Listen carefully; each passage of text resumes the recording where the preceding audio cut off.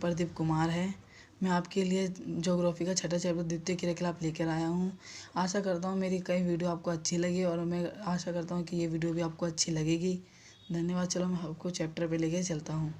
ये है द्वितीय क्रियाकलाप, पहला चैप्टर है द्वितीय क्रियाकलाप किसे कहते हैं एवं इसकी विशेषता बताइए। तो आप पहले द्वितीय क्रियाकलाप बताएंगे और मैंने आपको पहले भी बताया था। ये जो द्वितीय क्रियाकलाप मैंने ब्लैक पेन से लिखा है नीचे, उस पर अंडरलाइन कर देंगे, दो लाइन से अंडरलाइन कर देंगे, जिससे आपका नंबर आपको देख, जिसकी राइटिंग गंदी भी होगी उसको भी अच्छा लगेगा। प्राकृतिक, फिर चलते हैं क्वेश्चन पे। द्वितीय क्रियाकलाप किसे कहते हैं?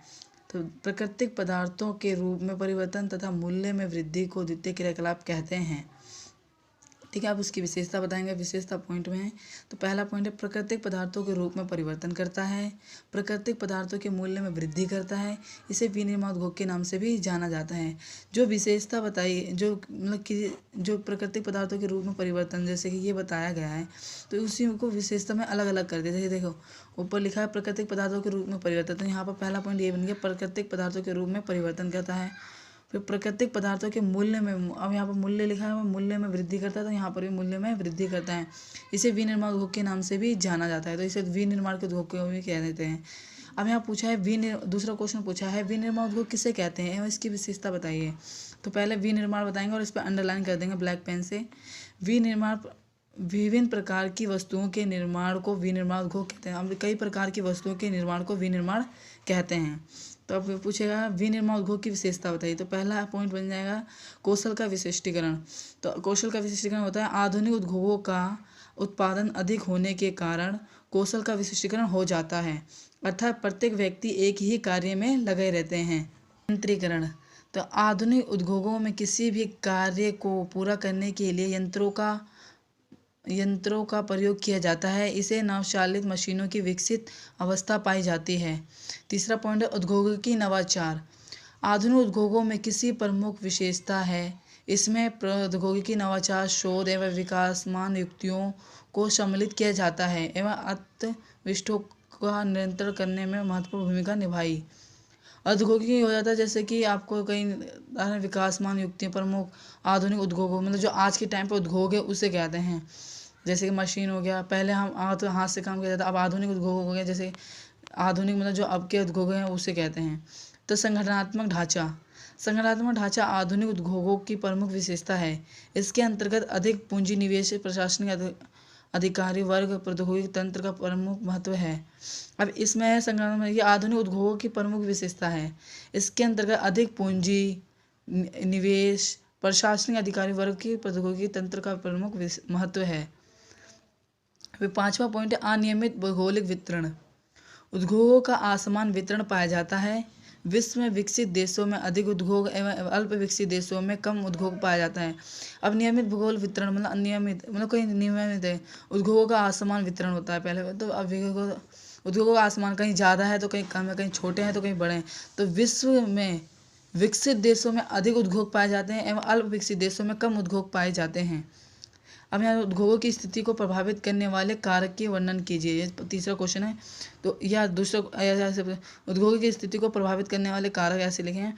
पहले लिखेंगे, पहला पॉइंट है कच्चे माल तक अभिगमता। उद्योगों के लिए कच्चा माल सस्ता एवं सरलता से परिवहन योग्य होना चाहिए। अब जैसे कि इसमें बता रहा है कच्चा माल, उद्योगों के लिए कच्चा माल सस्ता एवं सरलता होना चाहिए। आधुनिक उद्योगों में अधिक उत्पादन होने के कारण भारी वजन, सस्ते मूल्य एवं वजन घटने वाले पदार्थों पर आधारित उद्योग कच्चे माल के स्रोतों के समुचित होते हैं, जैसे लोहा इस्पात उद्योग, सीमेंट उद्योग। फिर दूसरा पॉइंट बाजार तक अभिगमता। तैयार वस्तुओं की मांग एवं वहां के निवासियों में खरीदने की क्षमता क्रय शक्ति से है। विकसित क्षेत्रों में लोगों की क्रय शक्ति अधिक होती है और अल्प विकसित क्षेत्रों में कम होती है, जैसे कि यूरोप, अमेरिका, ऑस्ट्रेलिया, जापान आदि। तीसरा पॉइंट है शक्ति के संसाधनों तक अभिगमता। वह उद्योग जिसमें अधिक शक्ति की आवश्यकता होती है वे ऊर्जा के स्रोतों के समीप स्थित होते हैं, जैसे हैं लोहा इस्पात, विद्युतीय शक्ति के महत्वपूर्ण स्थान हैं। फिर तीसरा पॉइंट है परिवहन के स्रोतों तक अभिगमता। परिवहन से कच्चे माल को उद्योगों तक लाने के लिए एवं तैयार माल को बाजार तक पहुंचाने के लिए परिवहन स्रोतों का प्रयोग किया जाता है। इसलिए परिवहन के साधन को समीप उद्योगों को स्थित किया जाता है। 5वां पॉइंट है हमारा श्रम पूर्ति अभिगमता। उद्योगों में कुशल एवं अर्धकुशल श्रमिकों की आवश्यकता होती है, इसलिए उद्योग श्रम के संसाधनों के समीप पर स्थित होते हैं।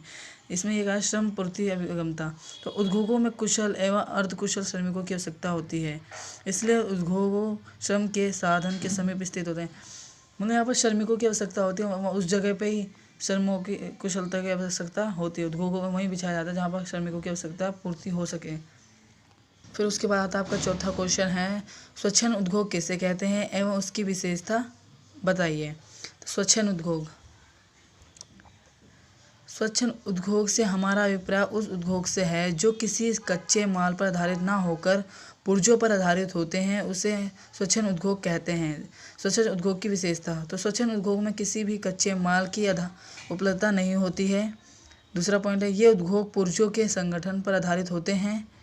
तीसरा पॉइंट इसमें कई श्रमिकों की आवश्यकता होती है, इसमें कम श्रमिकों की आवश्यकता, इसमें ज़्यादा श्रमिकों की आवश्यकता नहीं होती। चौथा पॉइंट है ये प्रदूषण रहित होते हैं, ये पोल्यूशन नहीं फैलाते हैं, ये प्रदूषण रहित होते हैं। 5वां पॉइंट है ये उद्योग परिवहन के साधनों के समीप स्थित होते हैं। ये उद्योग वहाँ स्थित होते हैं जहाँ पर परिवहन के साधन के समीप परिवहन के साधन आसानी से प्राप्त हो, वहाँ पर स्थित होते हैं। इसमें 6वां पॉइंट है इसमें उत्पादन कम मात्रा में होता है, इसका उत्पादन कम मात्रा में होता है। ठीक है, फिर 5वां क्वेश्चन है आकार के आधार पर लोगों का वर्गीकरण कीजिए। तो आकार के आधार पर लोगों का वर्गीकरण 3 भागों का, कुटीर उद्योग, छोटे पैमाने के उद्योग और बड़े पैमाने के उद्योग। अब यहाँ बताना कुटीर उद्योग। कुटीर उद्योग विनिर्माण की सबसे छोटी इकाई है जिनमें परिवार के सदस्यों द्वारा घर पर ही दैनिक उपयोग की वस्तुओं का निर्माण करते हैं। दूसरा पॉइंट है पूंजी एक परिवहन के साधन, इन उद्योगों को प्रभावित नहीं करते हैं। पूंजी एवं परिवहन के साधन इन उद्योगों को प्रभावित नहीं करते, मतलब इन लोगों की ज़रूरत नहीं होती, परिवहन की आवश्यकता होती ही नहीं है, पूंजी की आवश्यकता होती ही नहीं है। इसमें स्वचालित नई मशीनों की आवश्यकता नहीं होती है। इसमें स्वचालित मतलब इसमें नई मशीनों की आवश्यकता नहीं होती है। हाथों के साधारण औजार ही उपयोग में आते हैं। फिर 6वां क्वेश्चन है वर्गीकरण के आधार पर छोटे पैमाने के उद्योग और बड़े पैमाने के उद्योग में अंतर स्पष्ट करें। ठीक है, तो इसमें पहला अंतर है पॉइंट है इस उद्योग में आधुनिक मशीनों का प्रयोग किया जाता है, मतलब छोटे पैमाने के उद्योग में आधुनिक मशीनों का प्रयोग किया जाता है और बड़े पैमाने के उद्योग में बड़े एवं भारी मशीनों का प्रयोग किया जाता है। छोटे पैमाने के उद्योग में कम पूंजी निवेश की आवश्यकता होती है और बड़े पैमाने के उद्योग में पूंजी अधिक निवेश खर्चा किया जाता है। इसमें उत्पादन छोटे पैमाने पर होता है और कम श्रमिकों की आवश्यकता होती है और इसमें उत्पादन बड़े पैमाने पर होता है और अधिक श्रम की आवश्यकता होती है। फिर चौथा पॉइंट है ये उद्योग विकासशील देशों में और रोजगार उपलब्ध कराता है और ये उद्योग विकसित देशों में विकास का आधार है। उदाहरण है साइकिल उद्योग, हाथकरघा उद्योग। उदाहरण है लोहा इस्पात उद्योग एवं खनन उद्योग। जंग का कटोरा, 7वां क्वेश्चन जंग का कटोरा किसे कहते हैं। तो जंग का कटोरा उत्तर अमेरिका में स्थित पीटर्सबर्ग को जंग का कटोरा कहते हैं। स्वामित्व के आधार पर उद्योग का वर्गीकरण करें। स्वामित्व के आधार पर उद्योगों का वर्गीकरण सार्वजनिक क्षेत्र के उद्योग, निजी क्षेत्र के उद्योग, संयुक्त क्षेत्र के उद्योग, ये 3 है। तो पहला पॉइंट है सार्वजनिक क्षेत्र के उद्योग, वे उद्योग जिनका स्वामित्व केंद्र सरकार एवं राज्य सरकार के अधीन होता है, मतलब उसके पास होता है। फिर दूसरा पॉइंट निजी क्षेत्र के उद्योग, वे उद्योग जिनका स्वामित्व व्यक्ति निवासकों के पास होता है उसे निजी क्षेत्र के उद्योग कहते हैं। फिर है तीसरा पॉइंट संयुक्त क्षेत्र के उद्योग, वे उद्योग जिसका स्वामित्व सरकार एवं निजी क्षेत्र दोनों के पास होती है उसे संयुक्त क्षेत्र उद्योग कहते हैं। 9वां क्वेश्चन है उच्च प्रौद्योगिकी उद्योग किसे कहते हैं। उच्च प्रौद्योगिकी उद्योग में वैज्ञानिक एवं इंजीनियर उत्पादों का निर्माण कार्य होता है। इन्हें गहन शोधन की आवश्यकता होती है। उच्च प्रौद्योगिकी उद्योग में काम करने वाले श्रमिकों को दक्षता प्राप्त होती है।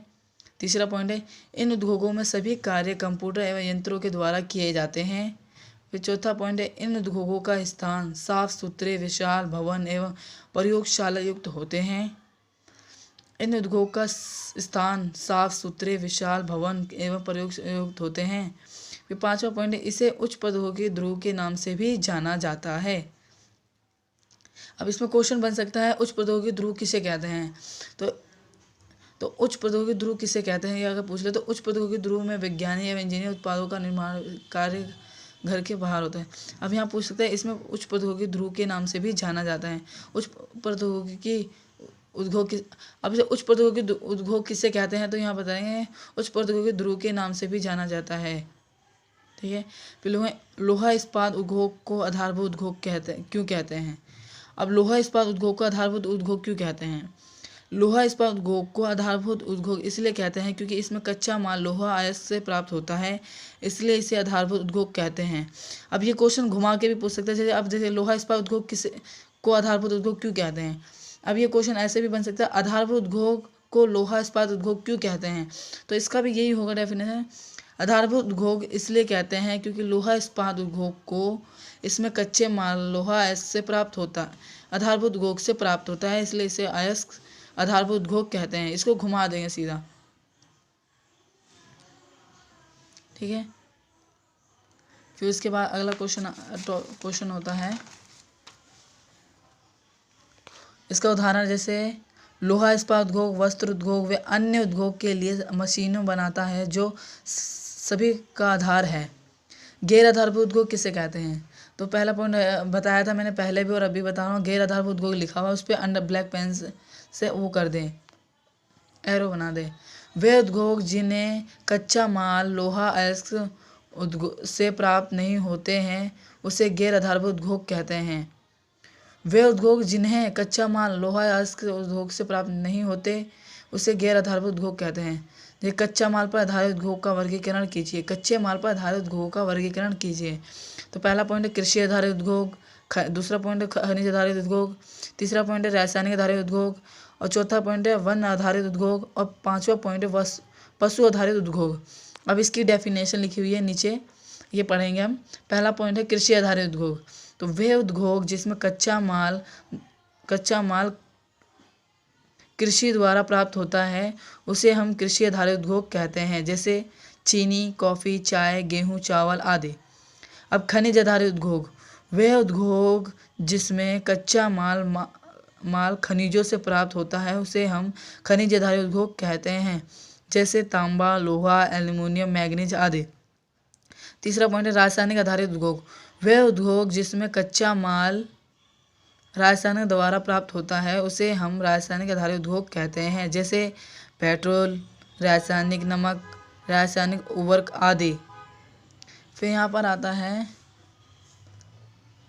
वन आधारित उद्योग, वे उद्योग जिसमें कच्चा माल बाजारों वन द्वारा प्राप्त होता है उसे हम वन आधारित उद्योग कहते हैं, जैसे लकड़ी, कागज, तेल आदि। अब पशु आधारित उद्योग किसे कहते हैं। तो वे उद्योग जिसमें कच्चा माल पशुओं द्वारा प्राप्त होता है उसे हम पशु आधारित उद्योग कहते हैं, जैसे दूध, चमड़ा, ऊन आदि।